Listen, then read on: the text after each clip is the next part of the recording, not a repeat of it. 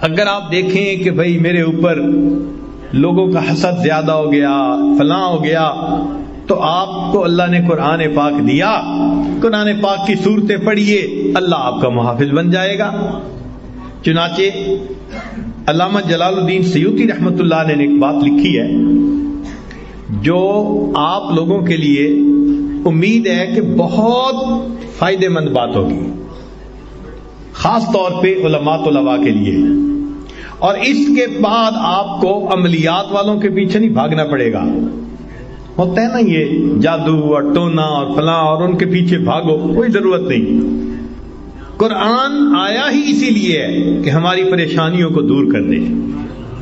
چنانچہ علامہ جلال الدین سیوطی رحمۃ اللہ فرماتے ہیں الفاتحہ تمنع غضب الرب، کہ سورہ فاتحہ کی جو کثرت سے تلاوت کرتا ہے اللہ کے غصے سے اس کو حفاظت ہو جاتی ہے۔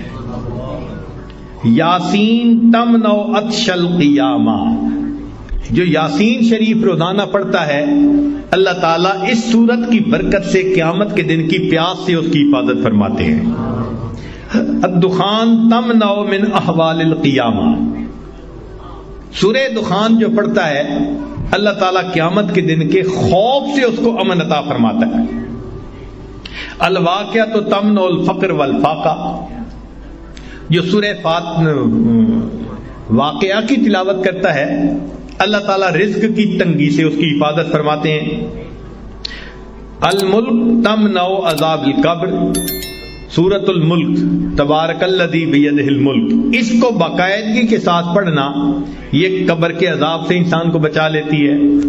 الکوثر تمنع خصومۃ الخصماء، سورہ کوثر کی جو کثرت کرے تو جو جھگڑا کرنے والے اس کے دشمن ہیں اللہ ان دشمنوں کی دشمنی سے محفوظ فرما لیتے ہیں۔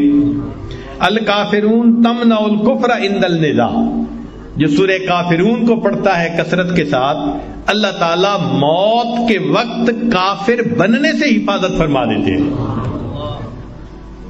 الاخلاص تمنع النفاق، جو سورہ اخلاص کی تلاوت کرتا ہے اللہ تعالیٰ اس کو نفاق سے بری فرما دیتے ہیں۔